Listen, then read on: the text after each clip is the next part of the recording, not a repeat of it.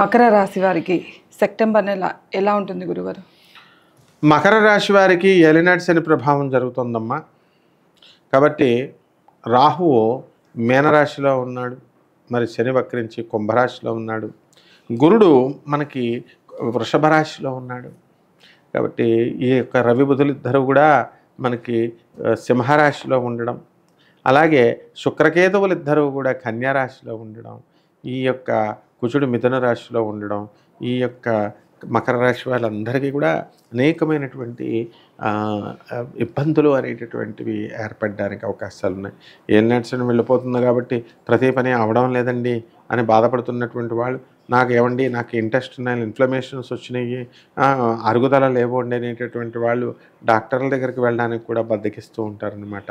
వీళ్ళు ప్రతిదాన్ని కూడా టైం చూసుకుంటూ మరి వీళ్ళు కార్యక్రమాలు అనేటటువంటివి చేసేటటువంటి వీళ్ళు మరి ఈ యొక్క ఆరోగ్య విషయంలో బద్దకించేస్తారు. టైంకి ఆ డాక్టర్ దగ్గరికి వెళ్ళకపోవడం వల్ల వీళ్ళకి ఇండైజెషన్ ప్రాబ్లమ్స్ ఇవన్నీ కూడా రావడానికి అవకాశాలు ఉంటాయి. కాబట్టి వృత్తి వ్యాపార ఉద్యోగ విషయాల్లో మకర రాశి వాళ్ళు పర్ఫెక్ట్గా ఉంటారు.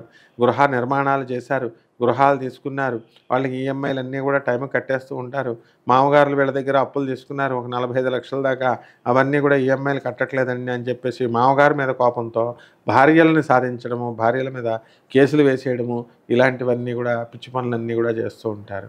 మరి సంతానం పట్ల ఆసక్తి, కొత్తగా పెళ్లి చేసుకోవాలి, విడాకులు తీసేసుకుని అనేటటువంటి ఆలోచనలు ఇలా వస్తూ ఉంటాయి.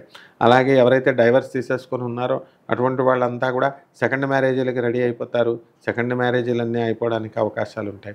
అలాగే ఉద్యోగాలు డబ్బుల విషయాల్లో ఏమీ తిరుగులేదు కాబట్టి వీళ్ళు సైడ్ వ్యాపారాలు మొదలుపెట్టేసేయాలా అని చెప్పి ఆలోచిస్తూ సైడ్ వ్యాపారాలు కూడా మొదలుపెట్టేస్తారు. కాబట్టి అన్ని విధాలుగా చాలా బాగుందమ్మా మకర రాశి వారికి. మకర రాశి వారు వారి జాతకంలో ఉన్న దోషాలు తొలగించుకోవడానికి ఎటువంటి పరిహారాలు చేస్తే మంచిదంటారు గురుగారు? ఏలినాటి శని జరుగుతుంది కాబట్టి శని జపం చేయాలా, శని స్తోత్రాలు చదవాలా, శనికి కిలోంపావు నల్ల నువ్వుల్ని, నల్లని వస్త్రాన్ని పేద బ్రాహ్మణులకి శనివారం నాడు అధిక పారితోషకాన్ని ఇచ్చి ఉదయం 8 గంటలకి దానం చేసుకోవాలి.